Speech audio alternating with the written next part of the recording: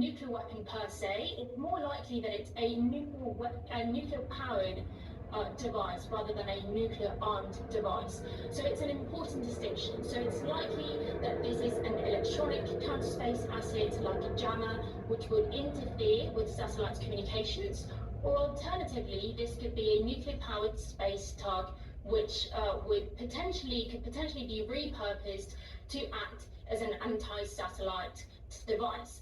So this is an important distinction. We wouldn't be facing exactly the detonation of a nuclear device in space, which is actually prohibited by international space law applicable as established by the Outer Space Treaty.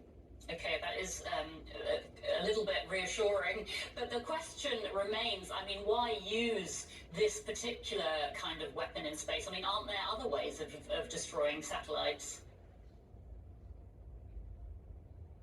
Definitely. There are many different types of counter-space technologies, and the development of these sorts of technologies is not new. States across the whole geophysical spectrum, states that are active in space have been developing these counter-space technologies for many decades. So the concern is there.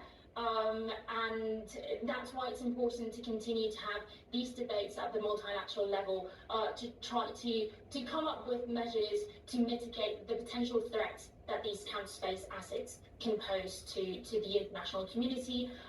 Because even if this might not be a nuclear device, any sort of interference, any sort of damage that a satellite may suffer could cause very damaging and very long-lasting reverberating effects to services that we enjoy on Earth and on which we rely on our everyday lives.